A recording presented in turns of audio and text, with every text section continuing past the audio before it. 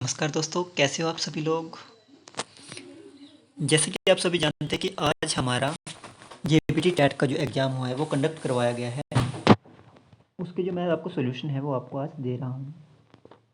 तो अभी मैंने आपको पीछे पहले मैथ के और हमने जो एक साइकोलॉजी सेक्शन मैंने डाल दिया है और अब मैं हिंदी का जो सेक्शन डाल रहा हूँ। तो आप इसके मैं क्वेश्चन आपको दिखा रहा हूँ कि क्या क्या इसके आंसर की बनेगी।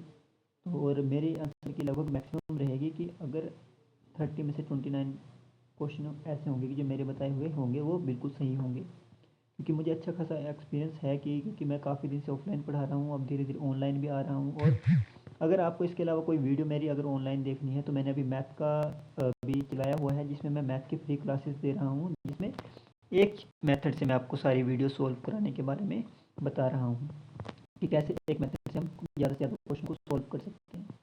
तो मैंने सिंपल इंटरेस्ट और अभी कंपाउंड इंटरेस्ट की कुछ वीडियो डाली है जिसको आप देख सकते हो। चलो देखते हैं हम हिंदी में क्या क्या रहा है कि जो विश्व का सबसे बड़ा भाषा परिवार है वो कौन सा है। वो है हमारा भूरोपीय परिवार। तो ये हमारा ऑप्शन सही था।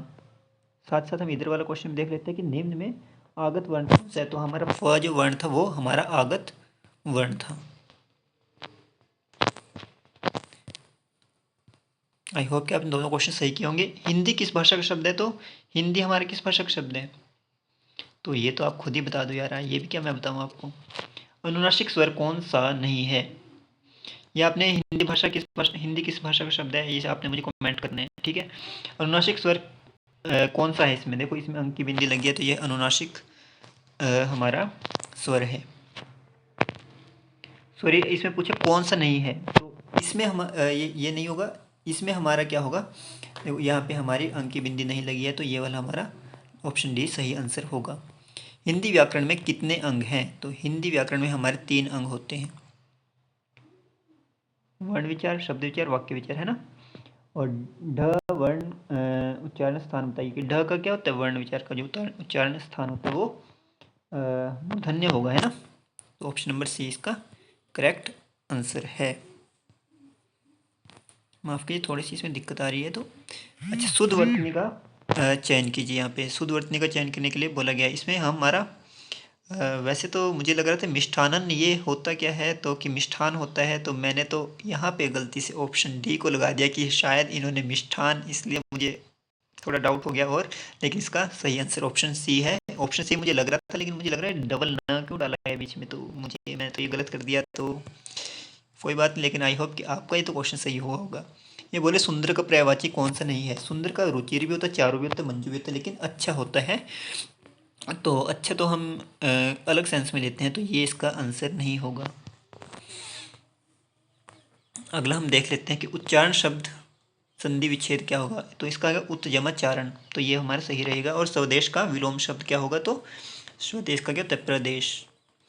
आदमी किस भाषा का शब्द है। ये तो बहुत आसान क्वेश्चन है, इसको विदेशी लगाना पड़ेगा हमने। झगड़ालू में कौन सा प्रत्यय है। तो आलू प्रत्यय है। ये तो क्वेश्चन में बहुत बार पहले पूछा जा चुका है। अब 2-4 शब्द में कौन सा समास है, इसमें बहुत सारे बच्चे कंफ्यूज हैं, लेकिन इसका ऑप्शन नंबर बी सही रहेगा, क्योंकि 2-4 में हमारा कोई भी ग्रुप नहीं बना रहा है। 2 की अपनी अलग पहचान है और 4 की माफ कीजिए, 4 की हमारी अलग पहचान है। 2 और 4 अपने आप में क्या है, ऑपोजिट एक तरह से दिखा रहे हैं अपने आप में। एक द्वंद्व वाली सिचुएशन पैदा कर रहे हैं, तो इसका द्वंद्व ही सही आंसर है, द्विगु नहीं होगा। क्योंकि द्विगु का क्या काम होता है, जो एक कोई ग्रुप बनाता हो, तो ये कोई ग्रुप नहीं बना रहे हैं। निम्न स्त्रीलिंग शब्द नहीं है। तो ये गंगा, यमुना और नर्मदा को हम स्त्रीलिंग मान सकते हैं। और ब्रह्मपुत्र, पीछे पुत्र लगा है, अगर पुत्री होता फिर स्त्रीलिंग होता ही। तो ब्रह्मपुत्र को क्या बोल सकते हैं हम, पुल्लिंग बोल सकते हैं। निम्न में से युगम शब्द नहीं है। अच्छा, कागज पत्र, कागज पत्र नॉर्मली हम बोलते हैं, बाल बच्चे हम बोलते हैं, जो कोई ये भी हम बोलते हैं, लेकिन कलम हाथ नहीं बोलते हम। कागज कलम बोलते हैं, या फिर कलम के साथ हम क्या, कलम कागज कुछ ऐसे यूज करेंगे ना। कलम के साथ कागज वर्ड अगर यूज होता तो ज़्यादा सही था। तो ऑप्शन नंबर डी इसका सही आंसर है। इसके अलावा कुछ और वर्ड है, वो मेरे याद था, भी मैं भूल गया हूँ कि और क्या बोल सकते हैं इसको। 2-3 वर्ड मेरे याद थे अभी, है ना। लेकिन ये इसके साथ कलम हाथ तो बनता ही नहीं है। कवि शब्द का बहुवचन क्या, तो कवियों। और यो में अंक की बिंदी जिसमें लगी है वही वाला सही आंसर होगा। तो आपने अगर अंक की बिंदी वाला लगाया है तो वो आपका सही आंसर है। मैं आजकल मोहन के घर नहीं जाता, इस वाक्य में कोशीय शब्द क्या होता है? कोशीय शब्द इसको देख के बहुत सारे बच्चे कंफ्यूज हो गए हैं, तो लेकिन मैं भी थोड़ा कंफ्यूज हो गया था और मैंने इसका गलत आंसर लगा दिया है। लेकिन इसका सही आंसर है ऑप्शन नंबर सी। निम्न में से अविकारी शब्द छांटिए। और ये भी थोड़ा हल्का सा टफ पेपर बना है इंग्लिश का, जिसमें बच्चे बहुत ज़्यादा कंफ्यूज हो रहे थे और मुझे भी एक दो क्वेश्चन करने में थोड़ा डाउट आ रहा था, मैं सोचने में थोड़ा विवश हो गया। तो मैं तुम यह आप लेकिन अगर देखा जाए तो जो सर्वनाम अगर नॉर्मली देखें तो वो क्या हो, एक विकारी होता है। सर्वनाम क्या है, एक विकारी होता है। लेकिन मैं को हम मैं मेरा इस चेंज हो सकता है, तू का तुम हो सकता है, यह ये हो सकता है मेरे सेंस से। लेकिन आपको हम चेंज नहीं करते, आप तो आप ही रहेगा। आपको हम हमेशा आप ही रखते हैं, तो ये अविकारी होता है। यह का हम ये बना सकते हैं, यह पानी ठंडा है। इस वाक्य में ठंडा शब्द क्या है, तो इसका है ऑप्शन नंबर ए। तो ये है हमारा विशेषण शब्द होता है। कोई क्वेश्चन छूट गया तो मुझे बता देना कमेंट बॉक्स में, है ना। निम्न में से कौन सा अल्प प्राण की ध्वनि है? तो कौन सी होगी अल्प प्राण की ध्वनि? मेरा क्वेश्चन गलत हो गया। हिंदी में मुझसे पता नहीं क्या हुआ, मैंने काफ़ी सारे क्वेश्चन गलत कर दिए आज, लेकिन वैसे मैं करता नहीं हूँ। तो इसका ल हमारा सही आंसर आना था कि अल्प प्राण कौन से वाला है।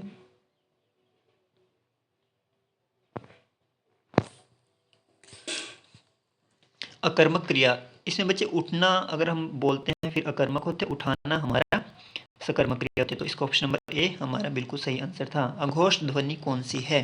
अगला हमारा क्वेश्चन है अघोष ध्वनि नहीं है, कौन सी अघोष ध्वनि नहीं है? तो फर्स्ट सेकंड ऐसे देखते हैं ना हम। तो हमारे जो अघोष है, जो हमारा व है, इसका ये सही आंसर है।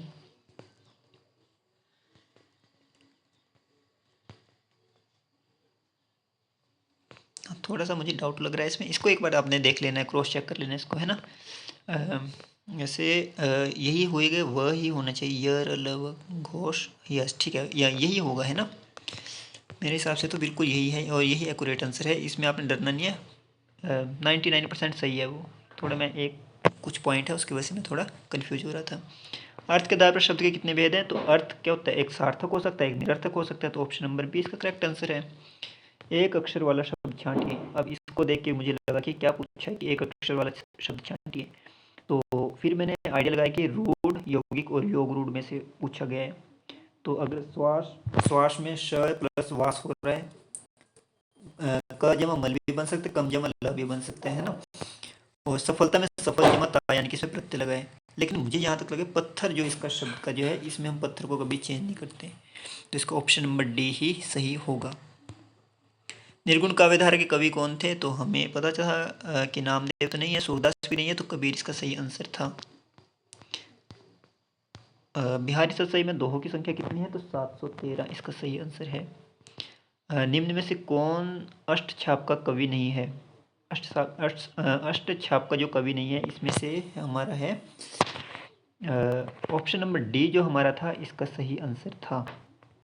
और मुझे बहुत सारे कमेंट आ रहे थे कि आपके साइकोलॉजी में और इसमें कितने कितने नंबर बने। तो साइकोलॉजी में मैंने काउंट किया तो 27 मेरे बन चुके हैं, और एक दो मेरे मिस्टेक से थोड़ा गलत हो गया था, शायद 2 क्वेश्चन, और एक मुझे नहीं आता था, वो मैं जानबूझ के मतलब गलत हो गया कि मैंने उसमें तुक्का मारा था, वो मेरा गलत हो गया है।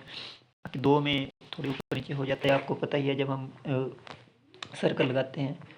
और मेरे मैथ में बने हैं, मेरे 27 बने हैं, और 2 मेरे गलत हो गए, और एक में मुझे अभी डाउट है, मतलब अभी 27 बन रहे हैं, एक में मुझे डाउट है अभी, और 2 उनमें मैंने गलत आंसर लगा दिए।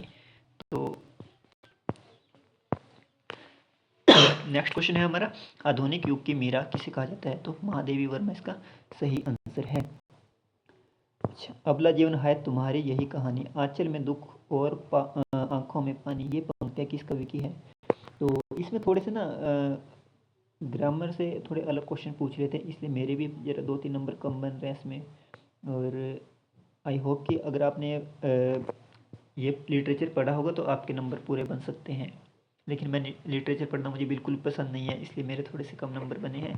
और 90 वाले क्वेश्चन का आंसर है वैसे मैथिली शरण गुप्त। ये मैंने किसी बच्चे को पढ़ाया था जब मैं ट्यूशन पढ़ाता था, तो मुझे याद था, तो ये वाला मेरे क्वेश्चन बिल्कुल सही हुआ है। अगर आप भी अपने एग्जाम को और अच्छा करना चाहते हैं तो बुक्स को पढ़ो, 6 to 10 जितने भी उनके चैप्टर हैं उनको थोड़ा बहुत रीड करो। जब उनको रीड भी करते तो उनके क्या है, ऑथर वगैरह के बारे में भी थोड़ा पढ़ना आपको स्टार्ट करना चाहिए, तो आपके क्वेश्चन ज़्यादा से ज़्यादा लगेंगे।